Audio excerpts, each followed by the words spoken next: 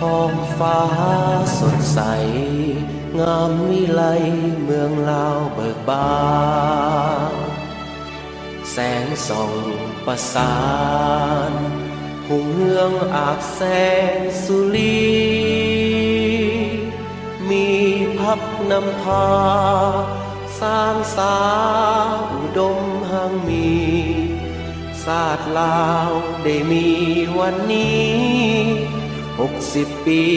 มีใสสง่าวันนี้สุขสันต์เป็นวันที่ดีของเรา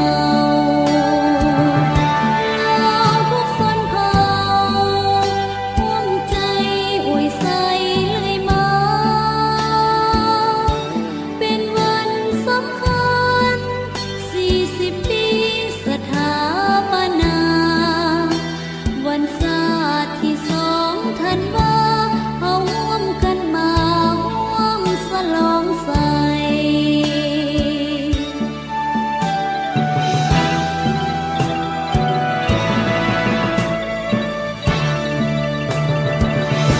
พวกเราขอห่วงขอส่งแห่งใจในวันยิ่งใหญ่ของมวลหมู่สาวลา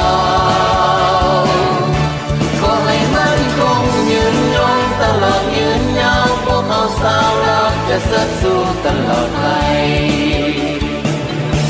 มีเอกลักษณ์ประเทศชาติรุ่งเรืองสดสีพื้นแผ่นดินนี้เป็นของเราทุกคนร่วมกันสร้างสรรค์พัฒนาประเทศชาติของตน2 วันประวัติศาสตร์ยืนยงขอให้มันคงขอให้มันยื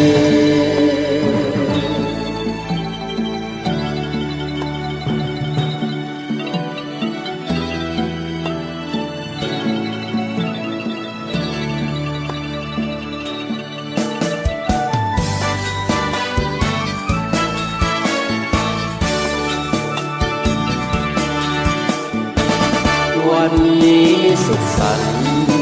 เป็นวันที่ดีของเฮาเราทุกชนเผ่าร่วมใจอวยใสเรื่อยมาเป็นวันสำคัญ40 ปีสถาปนาวันศาสตร์ที่2 ธันวาก็ร่วมกันมาร่วมฉลองใส่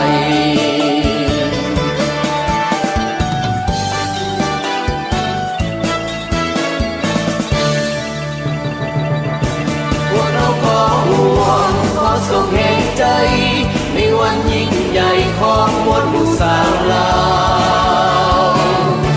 ขอให้มั่นคงยืนยงตลอดยืนยาวพวกเราสาวลาวจะเสริฐสู้ตลอดไปมีเอกลักษณ์ประเทศชาติรุ่งเรืองสดสีพื้นแผ่นดินนี้เป็นของเราทุกคนร่วมกันสร้างสรรค์พัฒนาประเทศชาติของตนแห่งการนำพาของประเทศมันเป็นนังคำเว้าเล่าลือของประชาชนเฮาที่ว่าบัวบ่ซ้ำนั่งบ่คุ้นแต่หากได้ป่าสังหดขอให้มันคงขอให้มัน